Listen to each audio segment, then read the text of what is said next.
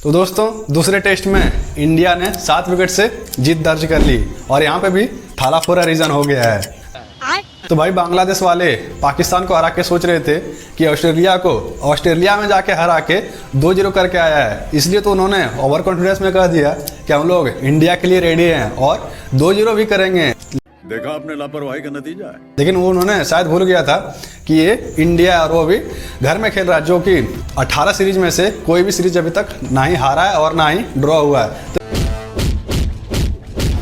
तो यहाँ कैसे जीत सकता था, ये तो आखिर हमारे पोते ही हैं। तो ये लोग काफ़ी ज़्यादा ओवर कॉन्फिडेंस में हो गए थे, लेकिन इंडिया को ओवर कॉन्फिडेंस को तोड़ना बहुत ही अच्छे से आता है।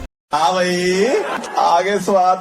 तो भाई एक शानदार विक्ट्री दर्ज कर ली है और इसमें से कौन कौन हीरो रहे और कौन कौन प्लेयर्स इसमें शानदार परफॉर्मेंस किया। हालांकि पूरी टीम ने ही बहुत ही अच्छा परफॉर्मेंस किया है, लेकिन आइए जानते हैं एक एक प्लेयर्स के बारे में कि उन्होंने कैसा परफॉर्मेंस दिया है। पहले तो इनको बहुत ही ज़्यादा ओवर कॉन्फिडेंस था, लेकिन 2 दिन बारिश ने और जो बचा खुशा था वो इंडियन टीम ने बैटिंग और बॉलिंग दोनों से ही करके दिखा दिया। पहले हम कोई मंदिर का घंटा है कि कोई भी आके बजा जाता है। तो बॉलिंग में 2 बार ऑल आउट करके और उसके बाद जो बैटिंग में बचा था वो इंडिया ने बैटिंग में टेस्ट में T20 की तरह बैटिंग करके दिखा दिया।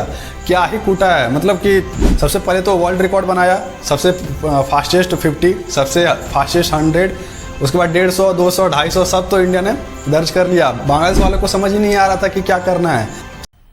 मजा आया। उसके बाद इंडिया ने डिक्लेयर कर दिया, उसके बाद फिर बांग्लादेश बैटिंग करने आया और उसको फिर 1.5 ही सेशन में ऑल आउट करके उसको पैक कर दिया। लेकिन जो एक औपचारिकता के तौर पे बचा हुआ था वो इंडिया ने आधे सेशन में रन बना के कंप्लीट कर लिया और इसके साथ ही बांग्लादेश वालों का सारा घमंड चकनाचूर हो गया। इसमें टॉप परफॉर्मेंस रहा यशस्वी जायसवाल, बेस्ट कैच का अवार्ड मिला मोहम्मद सिराज का, जो उसने उड़ के कैच लिया था, और अश्विन का भी यहाँ बहुत ही शानदार बॉलिंग था, बुमराह का, जड्डू ने भी बहुत ही अच्छा विकेट को लेते रहे टाइम टू टाइम और विकेट रोटेशन करने नहीं दिया उन लोगों को। तो ये तो था सारी बातें। अब बात करते हैं कि बेस्ट परफॉर्मेंस में।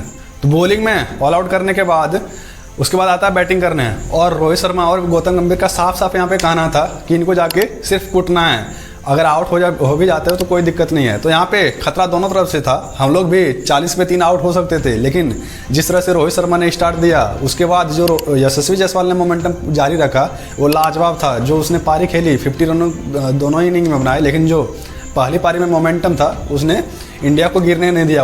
बात तो सही है। उसके बाद विराट कोहली, शुभमन गिल और राहुल ने आके जो शानदार लास्ट में इनिंग खेली वो भी लाजवाब था। तो ये तो उसके बाद डिक्लेरेशन करके फिर से बॉलिंग करने आता है इंडिया। तो जैसे ही बॉलिंग करने आया इंडिया, पहले तो 3 विकेट अश्विन ने चटकाया, उसके बाद जो बचा था वो जड्डू ने और अंत में बुमराह ने कंप्लीट कर दिया। इसी के साथ साथ इंडिया ने एक शानदार विक्ट्री दर्ज कर ली। किसी को नहीं लग रहा था कि जैसे ही चौथे दिन मैच स्टार्ट हुआ था हम लोग एक सेशन रहते हुए इतनी आसानी से जीत जाएंगे, और ये सब सिर्फ पॉसिबल हुआ रोहित शर्मा और उसकी माइंडसेट के चलते। जो उन्होंने एग्रेशन दिखाया फील्ड में वो लाजवाब था। और इसी के साथ साथ WTC की रेस में इंडिया टॉप पे पहुंच गई है 100 अंक के साथ, और इसी के साथ साथ न्यूजीलैंड के साथ आने वाली सीरीज में इंडिया पे ज़्यादा प्रेशर नहीं रहेगा परफॉर्मेंस का।